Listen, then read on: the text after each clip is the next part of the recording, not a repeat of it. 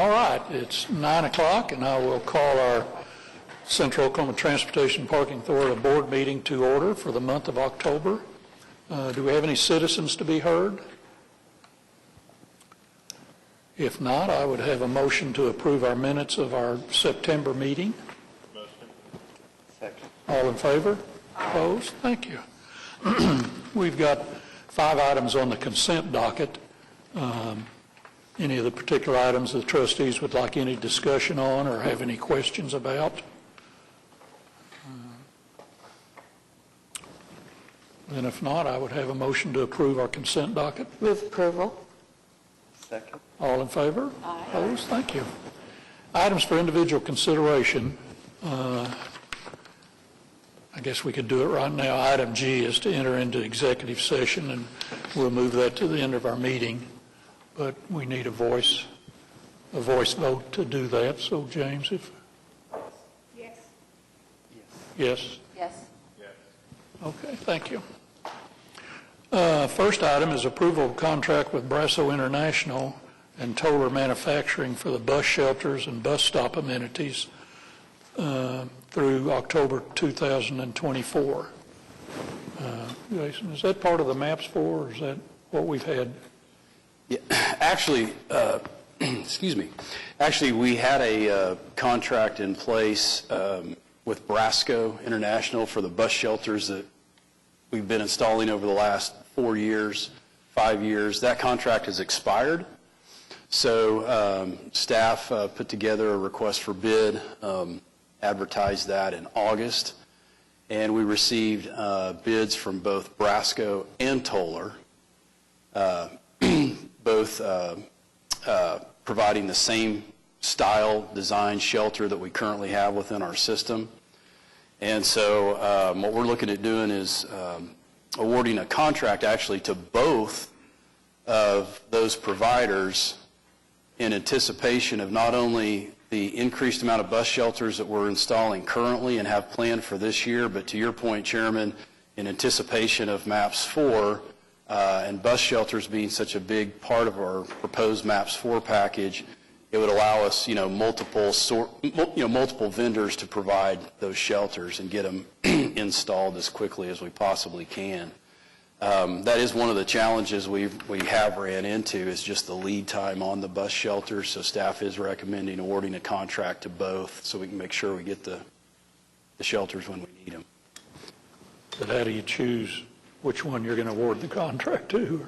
Yeah, so what we would like to do is award the contract to both.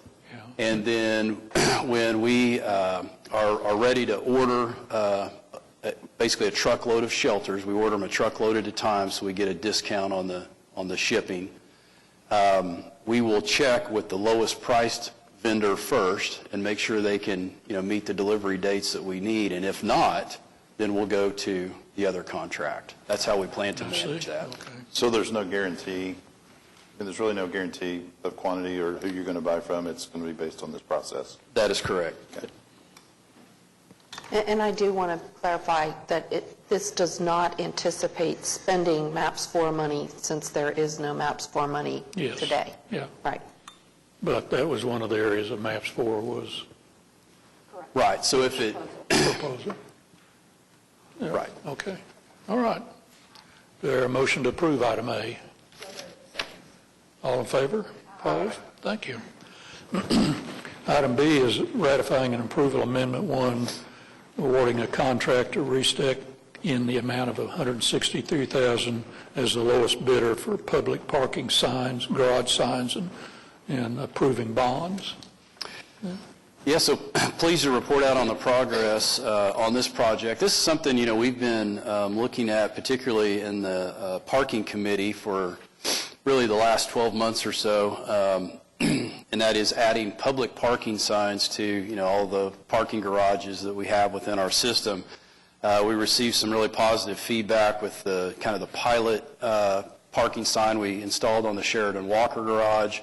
We know we've heard from residents through surveys that there still seems to be some just confusion if people aren't familiar with downtown as to where public parking is available, and so we really think these signs will help communicate that message and hopefully enhance additionally the revenue for the system by attracting more transient and event parkers. So with this, we are recommending awarding a contract to the lowest bidder, ResTech Inc., for $163,526. So you can see in your memo there, we actually received 3 different bids. Bids were received on August 28th. And so with approval of this item, we will move forward with awarding the contract and approving the bonds. These for all our garages, or have you specifically identified? Yeah, so we'll have public, the large illuminated public parking signs on all the garages. The only one that will vary a little bit will be the Cox Center garage, and we had talked about that in parking committee, how we'll go with more of a monument style type sign, just because of the facility itself. It sits so far back off the road, and it's just really not feasible to attach the same style sign that we have like on the Sheridan Walker garage. Okay. All right. Any questions?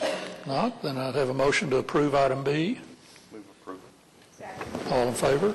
Opposed? Thank you. Item C is approval of a contract with DeWitt Investments Protection Services for streetcar fare inspection and security services through 2024. Right, so this item here really moves forward the security and the fare inspection demands that we have, particularly with the streetcar system. We manage security through using off-duty police officers. We also use contracted security officers. And this contract here that we're asking the board to consider is for those contracted security officers that provide primarily security at the streetcar storage and maintenance facility when the facility is shut down or we don't have any employees there. And then the other thing that we're asking Elite Services to provide, and they have been providing and doing a really good job of it, is that fare inspection service on the streetcar. So they do actually ride the streetcar, can alert us to any security issues, but primarily there to provide fare inspection. So we've had a short-term contract in place with Elite for both of these services. That gave us time to basically issue a request for bid. We issued a request for bid. We received really only the one bid from Elite. And so we're recommending moving forward with a long-term contract, 5 years beginning, obviously today, October 4th, 2019. Estimated annual cost of $193,000, and most of that is funded primarily through the streetcar operating budget. But we do and should have the flexibility to use them where needed.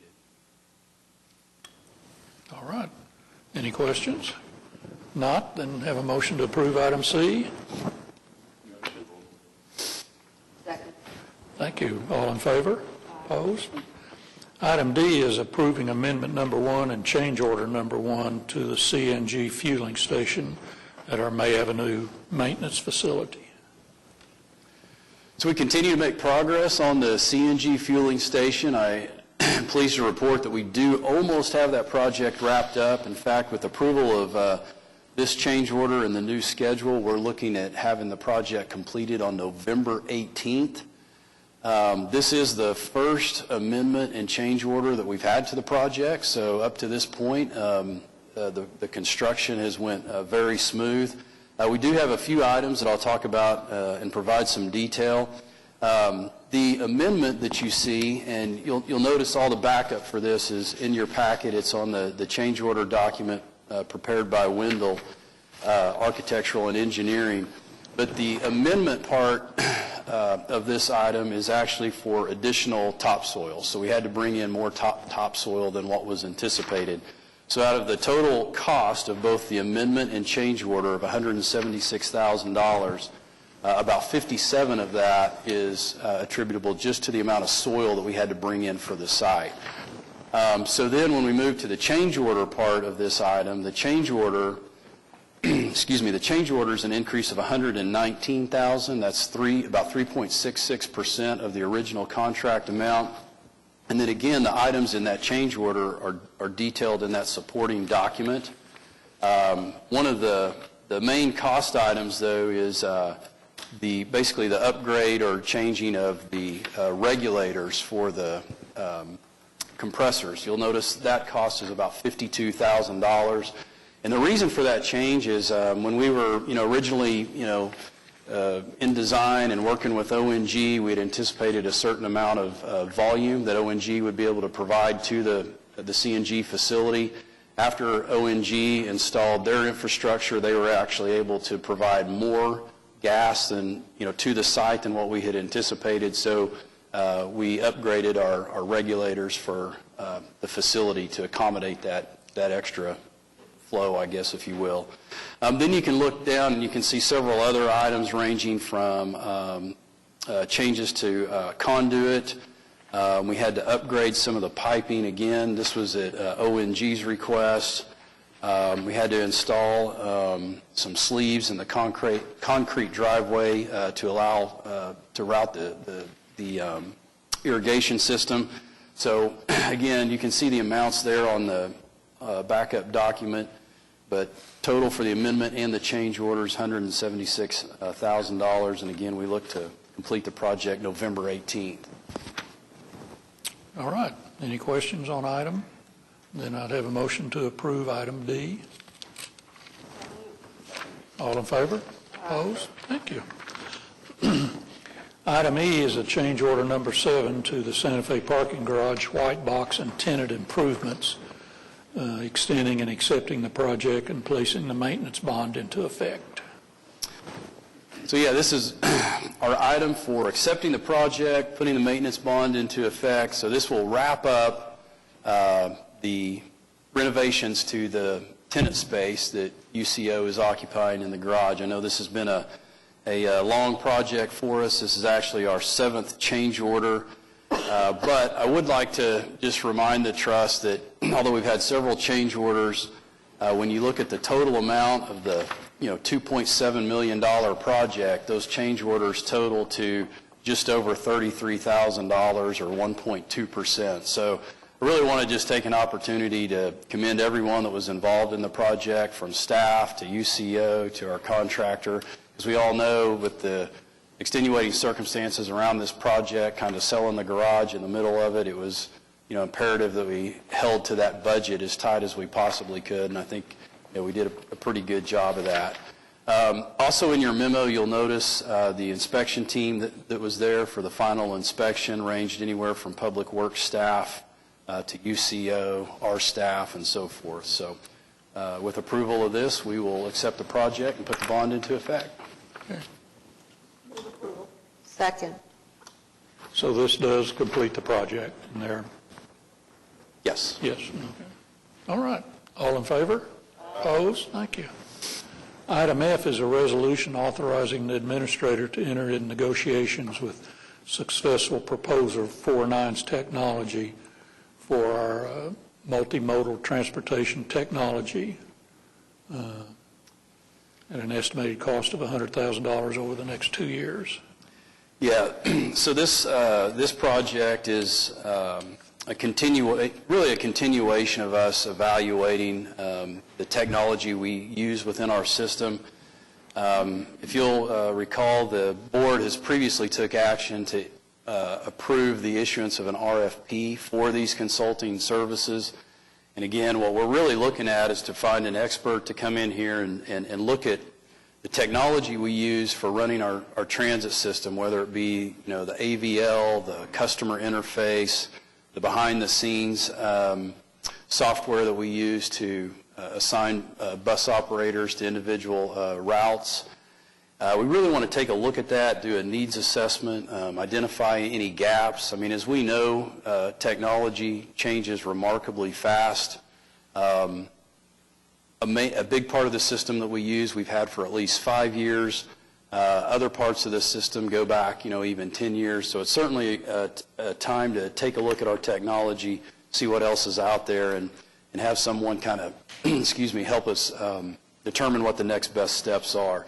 So we're recommending awarding a contract to 49's Technology to assist us with that. And as you'll recall, We have worked with 49s before. They were the consultant that helped us establish our fare policy.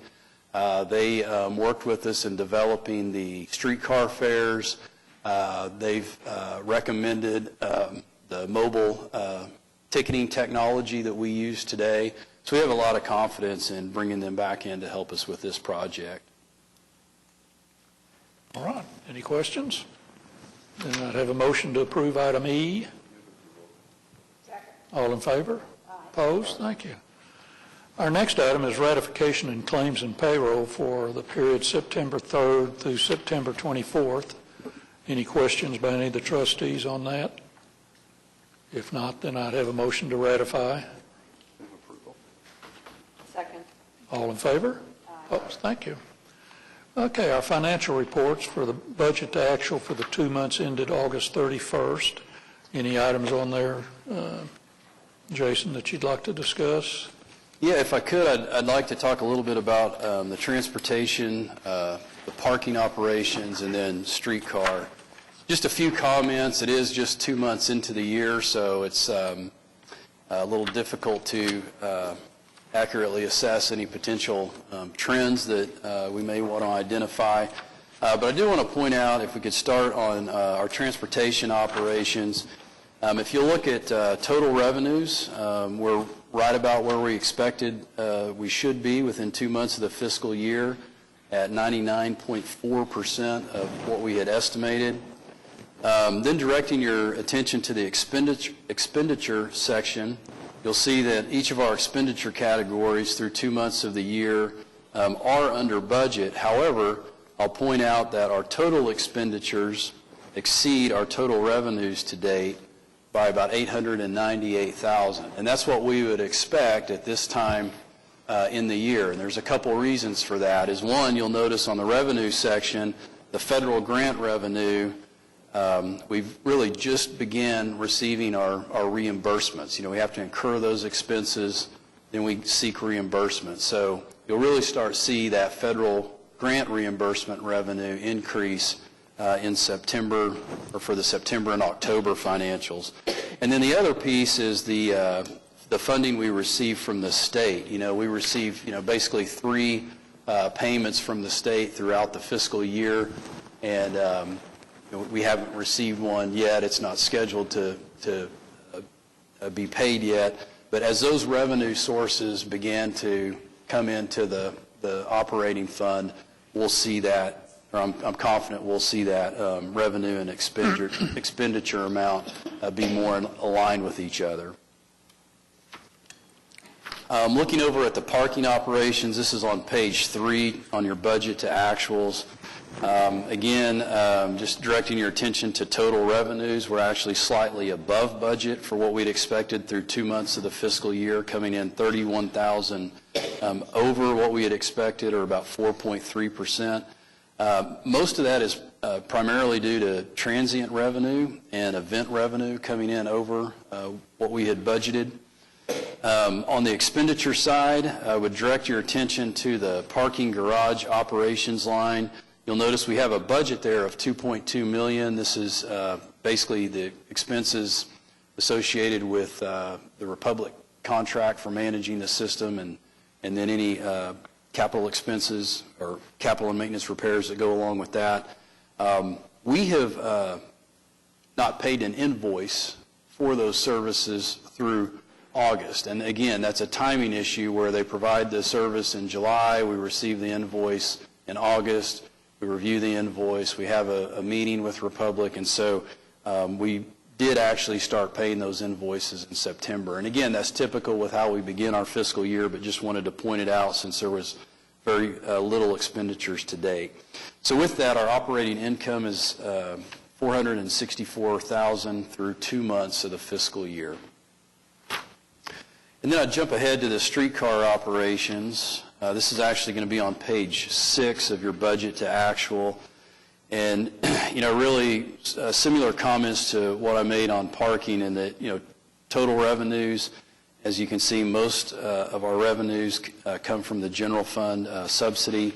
but the revenues are pretty much to what we had expected through 2 months of the fiscal year. Again, really the outlier is on the expenditures. When you look at streetcar operations, that contract with Herzog, you'll notice we have a budget of $3.5 million there. No expenditures to date, and again, that's just timing of invoices, reviewing, and processing. So we actually have paid the July and August invoice in September, so we'll see that on the next month's financials. So with that, I'll be glad to answer any other questions.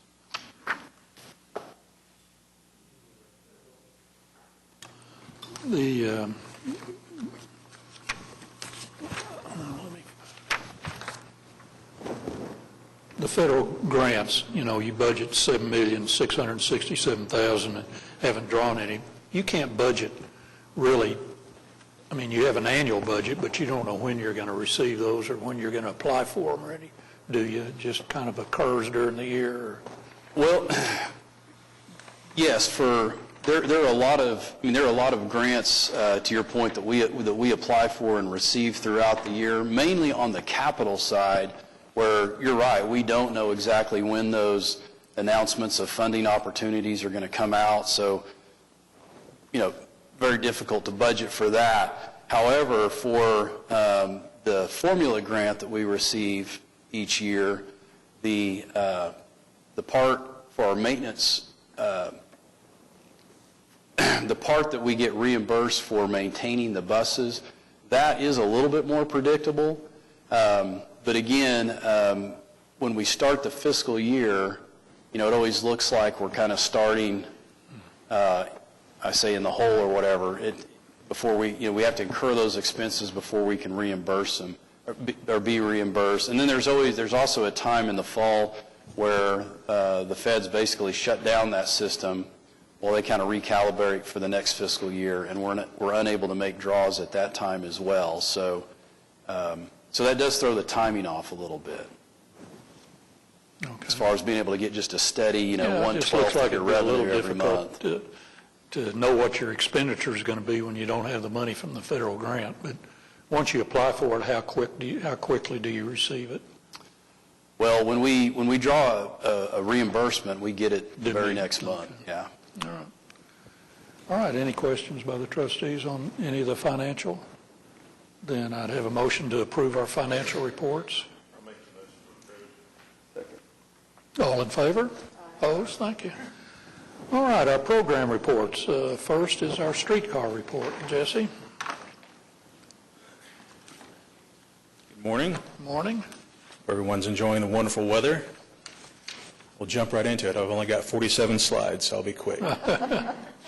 So the rule of the day is safe operations of streetcar 4.9. So essentially what this rule is it outlines, when the streetcar can board and alight passengers, right? So the streetcar can only board and alight passengers at platforms.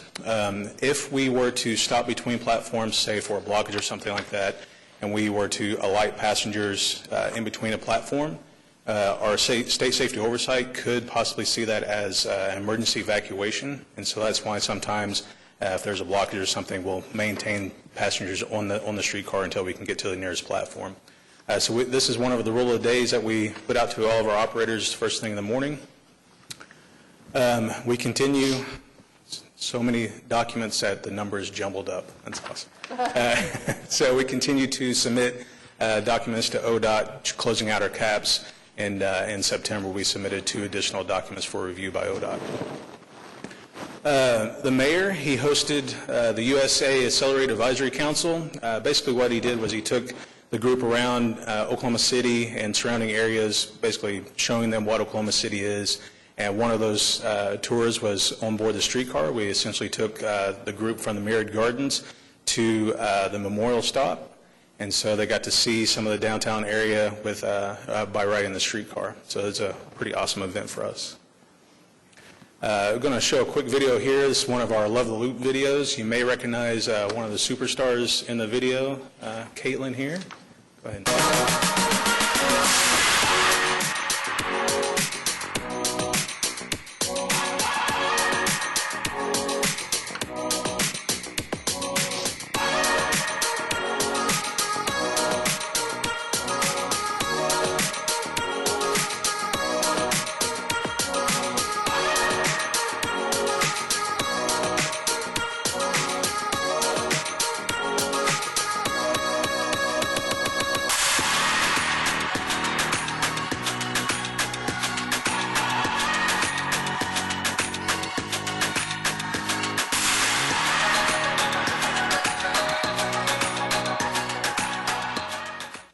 So this is just one of the videos that we put out with some of our Love the Loop partners, essentially, encouraging people to visit those businesses. Some of those businesses were affected by construction, so trying to get that business back out there. So we also had Ryan Spunk Adams playing jazz on one of the streetcars here about a week ago, part of our Arts Move events that we hold on the streetcars. So that was pretty exciting, some awesome music, good stuff. Also, we are part of the city, so we always try to help out where we can. So we brought one of our streetcars out so the stormwater water quality department could come out and take their group photo in front of the streetcar, and hopefully we'll see that framed in their office soon. We continue to work with construction companies and people doing construction work downtown. So one of the big projects, obviously, is the convention center. And so Veolia is running two 20-inch chilled water lines for the AC units at the convention center. And so we worked with Public Works, Traffic Engineering, Diversified Construction, and Veolia Engineering. So they will be taking those two chilled water lines and going underneath the streetcar tracks on Reno and Sheridan. And so we work with their engineers to make sure that they were doing that in accordance with our plans and to make sure that they were doing it safely. And so this is the work zone that they've got set up on Reno. If you drive by there now, you'll see that they've got Reno open trenched to get those chilled water lines installed. And so they did exactly what we asked. They fenced around their work zone area to keep people out so nobody can get hurt, but still maintain streetcar traffic through Reno so that operations is not affected. So this is kind of cool. It's St. Anthony Hospital, Dr. Kevin Lewis. Every Monday they host a weekly program on board the streetcar called OKC Medicine on the Move. So essentially what he does is he'll board the streetcar and he'll give out advice, take questions, those types of things, kind of like a Dr. Mindy like you hear on the radio shows and stuff like that, but we're actually doing it on board the streetcar. So if you guys ever have a question, you can always jump on board the streetcar on a Monday and ask Dr. Kevin. So we presented at the Infra Day South. Our very own Jason Fairbrush was there to present to the conference. I was in Houston. He had to leave our DC conference one day early so he could get down and do that conference also. So a man on the move for sure. You may recognize the person on this. This is Kristen Torkelson. Not only is she an awesome shuttle driver for groundbreaking events, she also is one of the best OKC streetcar reps. And so she was at the 2019 Revolution conference in Vancouver, British Columbia. She was there basically showing the economic development along the streetcar route, and here she is presenting that to them. We also attended the ODOT strategic traction session last week. And so essentially what that is ODOT is putting together their mobility plan, and this conference outlined how ODOT will be interacting with public transit agencies in Oklahoma City and how they're going to move forward with that relationship. So Secretary Gatz was there giving that presentation. I mentioned this earlier, so myself, Jason, Molly, and Eugene, and Herzog Transit and ODOT, we all attended the 2019 FTA Joint Safety Oversight, the SSO conference. It's basically a joint conference between the State Safety Oversight, the Rail Transit Agency, our contractor, and the FTA. And so we go there, we receive training that gives us opportunities to go to FTA workshops and learn a little bit more about possible safety seminars that they're putting out and things like that. And so it was a really great conference. We were in D.C. for a couple days, and while we were in D.C., we were able to join with KC Streetcar's Chief Safety Officer, Jackie. And so what we did was myself and Molly and Jackie, we went around, we rode the D.C. Metro, checked out the D.C. streetcar, went by the D.C. streetcar storage and maintenance facility, got to know their contractor, and kind of took a tour of their facility and basically, comparing things as we do. So, and here we are, Molly and Jason and Eugene, exploring the D.C. Metro Rail. I promise, they were well away from the edge of the platform. That is a speeding train coming toward them, but we were safe, I promise. While we were in D.C., we also joined up with SWATA, the Southwest Transit Association, and participated in legislation discussions with Acting Administrator Kay Jane Williams and her staff. It was a really great meeting. She's very, very busy, but she took the time out of her day to meet with us, and it was a great meeting for us. You may have heard about it. There was a Scissortail Park opening this past weekend, And we did what we do, and we worked with all the different groups, and we put together this program. I mentioned it last time, but basically if you parked at one of the Embark garages, you could take up to 4 people with your parking garage pass, and you could ride the streetcar for free. And so we saw a great turnout with that. This is the OKC streetcar participating in the Silvertail Park grand opening weekend. So I'd just like to take a quick second to say a couple of things about the Silvertail Park opening. So first of all, we had some great volunteers. Kristen was able to get a group together to volunteer for our streetcar platforms, making sure that people could get where they needed to go, directing them as they got off the streetcar here at Stop 5, directing them to the park and doing it safely, directing them to Robinson or the Harvey mid-block crossing or to Hudson, whichever worked out best for them. Molly was there most of the night. She was directing people, making sure they stayed off the track. Just a great group of people came together for the streetcar specifically to make sure that this could happen. And then also, obviously, OCPD does what they do best. Lieutenant George and her group, always awesome to work with, but she helped us maintain operations, just thousands and thousands of people downtown. We were able to maintain operations and do it safely thanks to Lieutenant George and her people. And then just the electricity of being down there. Like me and Carlisle Barnaby, we were down there on 2nd Street and Robinson, helping out where we could. We were there until 2 o'clock in the morning, and it was awesome to be a part of it. And I'm very, very excited that the Silvertail Park is open now, and just a great day for our city. Silvertail Park did have a nice little bump for us there for our ridership. You can notice there in the orange or yellow, we had a nice little bump during the Silvertail Park opening. 4,000 people on the Friday night grand opening, 3,200 on Saturday, and basically 2,200 on Sunday. So a nice little bump for us there. Total ridership for September, 30,186 riders. James, you look like you have a question. I was going to ask about the ridership, and then the slide came up about the ridership. Perfect timing, right? No, that's just kudos to your staff and everyone who brought that together. It took the whole team. It took all of them, for sure. Well, and it's just Great. a culmination of MAPS 3 projects, Yeah. too. And I really felt that down there that night. Yep. That's just also good advertising for the streetcar. So Right, yeah. good job. Good stuff. Jesse, I did want to mention, I don't know if you're finished. Are you finished with your report? I've got one more slide. Okay. Okay. So this is total ridership by month. Our total ridership now is nearly 370,000, 369,000.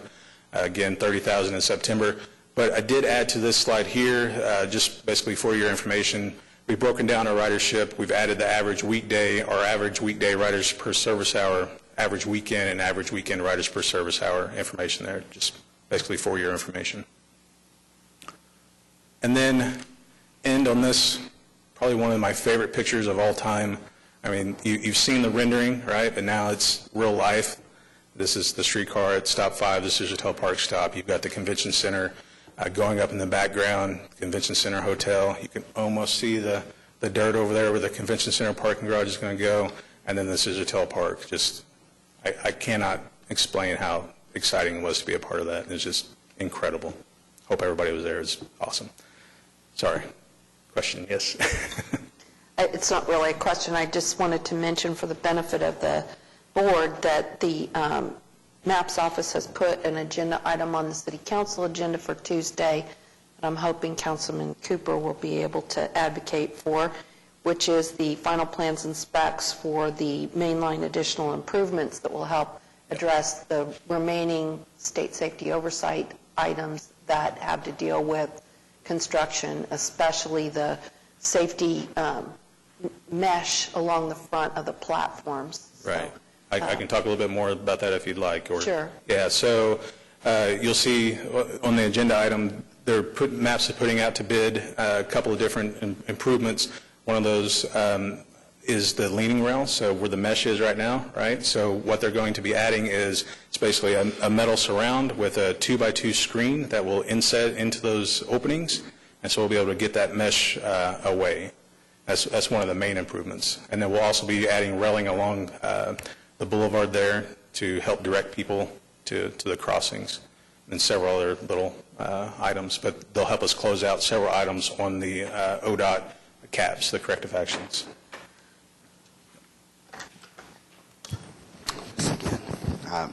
we have any renderings of that?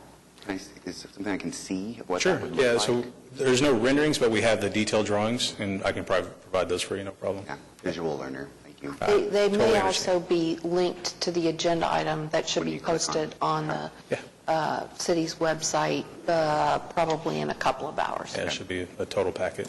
Thank you both. Yep. All right. Thank you. All right, thank you, Jesse. Parking system report. Corey? Good morning. Morning, everyone. Feel like I just saw all of you a few minutes ago at our groundbreaking. Is it up yet? Are we finished? We're starting. Technically speaking, though, we have been working on the convention center garage since August. So, UCO project, thanks for the approval, accepting the project, showing you a couple of renderings that will allude into what's actually there. There's a rendering of the insides, the classrooms and whatnot. Picture of the main entry into the space. Lobby area. One of the classrooms. Another classroom. And then some of the office space. And a break room area. You can see the quality of the work. Really looking forward to UCO moving in and closing out the project in its entirety. As you were all on site today, this is an older picture of the convention center garage land, but we did break ground. Picture of some of the timbers. We found all kinds of stuff underground. We had to go underground about 20 feet. Timbers that were put in the ground in the early 1900s. A lot of work. The convention center parking garage, as you know, we're starting on that. Our public signs were approved earlier in the meeting. Those signs are expected to be completely installed and up and running first quarter of 2020. Our parking consultant, as every 2 years we bring in a parking consultant to perform an audit on the parking system. We've gotten draft reports from it. I'm happy to report that they do provide us with some areas of improvement. However, nothing to be too concerned about. You know, maybe I need to polish the parking equipment once more a week or whatnot, and some uniform comments. But overall, the study looks positive, and I'll provide a detailed report later. Downtown parking management study is progressing very good. We've met with stakeholders, the community, and it continues. Our study boundary areas, just to remind you, Classen on the west, on the north, Northwest 13th, on the east, I-235, and then Southwest 3rd on the south. I've found it completely interesting. Just under 39,000 parking spaces in that area.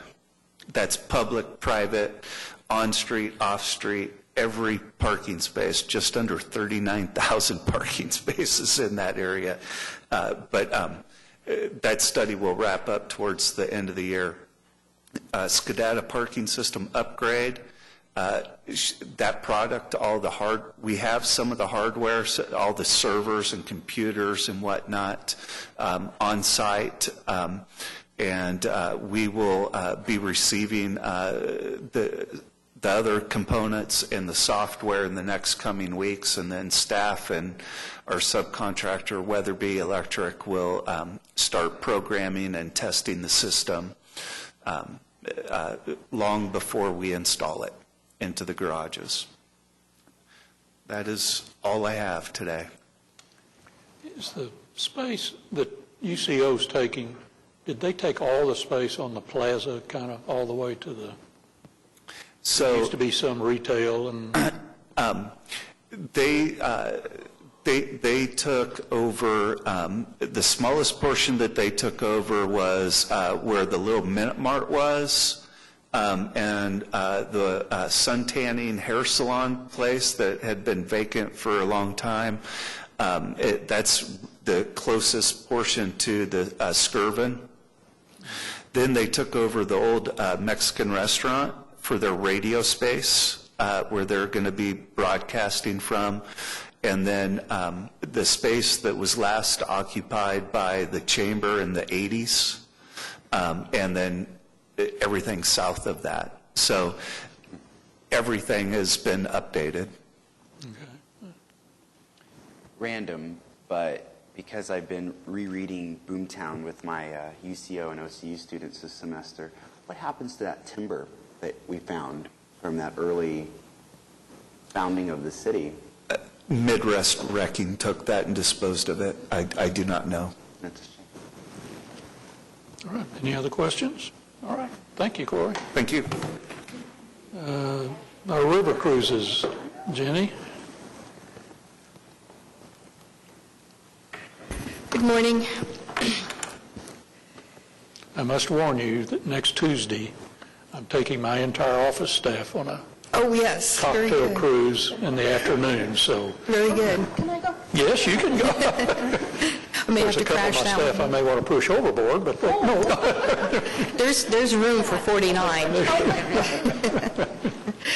Before I get started, I just wanted to mention that I have two board meetings here in City Hall, and I always take the streetcar. And what I'm so happy about is when there are people who either live or work downtown, become Oklahoma City ambassadors to the visitors to the city. They'll overhear, where should we go for lunch? And they'll start talking to them. It makes me really happy to be part of Oklahoma City, to know that we have those kind of citizens helping people. So ridership in August was up 67% from 2018. However, due to the heavy rains in May and June, year-to-date is still down about 12%. Riders per service hour was up 26% from August of 2018. We had fewer trips canceled in August versus prior years. However, as you can see, May and June was just pretty much non-service months due to all the rain that we had. Another consequence of these heavy rains was the high river flows that it creates. So large amounts of silt spilled into the westernmost basin during that time. And this is Meridian Landing. Now, it's down about 3 feet, but our boats draft 3 to 3.5 feet. So as you can see, we couldn't get into Meridian Landing to have that done. So Public Works did some dredging. They lowered it another 2 feet and did some dredging and got a good portion of it cleared out. But in the process of lowering the May Dam to move the water out, more silt spilled now into the middle basin. So now we can't go past Agnew.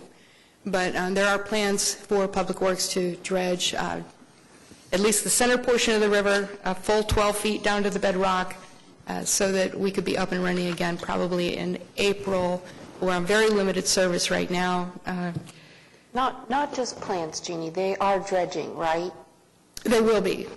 They Okay. will be. They completed this dredging, and some of the silt started filling back in a little bit, so they're going to have to go back in and do more. But the intention is to do some full-bore dredging very soon. To complicate things, on September 14th, at the Brum Dam, one of the hinges broke loose from a lock gate and made that inoperable. So at that point, we were just doing excursions out of Regatta Park. Fortunately, we had a lot of people ride those excursions where we were just able to go out and go down to I-35 and then up to the Brum Dam and back, and it made a nice ride. We were able to complete our cocktail cruises. We were able to do everything except ferry service.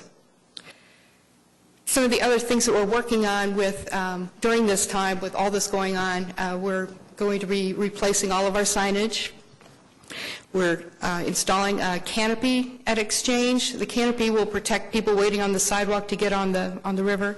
A lot of times senior groups will come out and they just wait in their vans because of the hot sun. This provides a shade structure. We're replacing all the fenders. These are the bumpers inside the locks that keep the boat from hitting the concrete wall. Those are all being replaced in the next few weeks.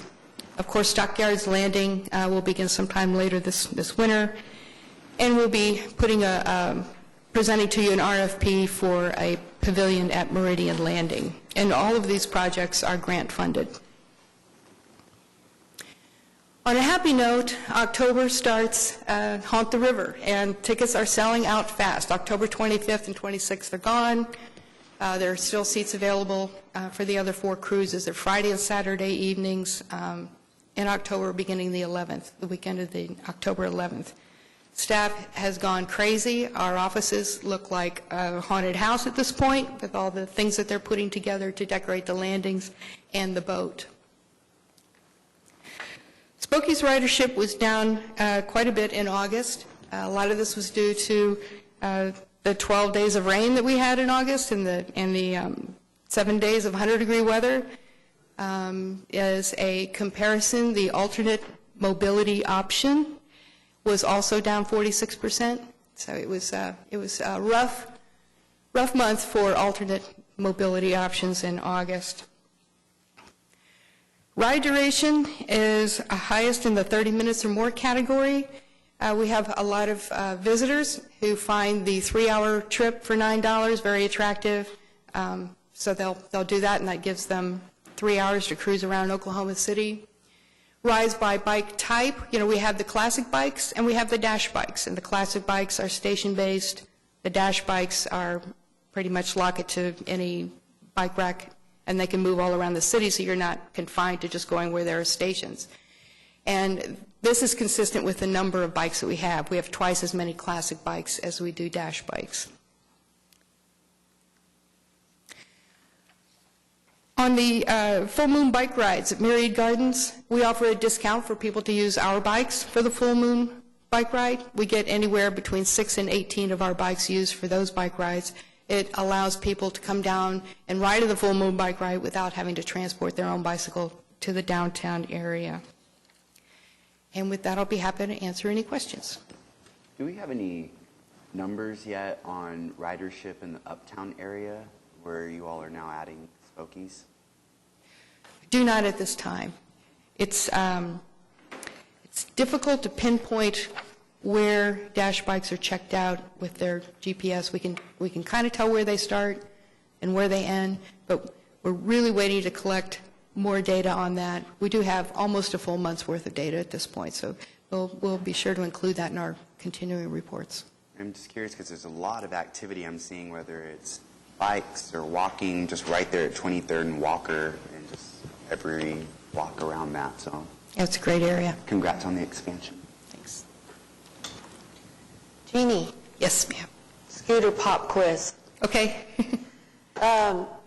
First of all, this is not a question necessarily, but I do want to compliment Jason and Jeannie, particularly Jeannie, Thank you. on our implementation of scooters. Everywhere I go, every time people talk about scooters, they talk about what a huge problem they are in their community. And I don't think that we're having that problem. Not that we are completely free of scooter issues, mind you, but I think that the hard work you put in on researching ordinances and working with the proposed vendors early on when we were developing our city's ordinance made a huge difference, and I thank you very much for that.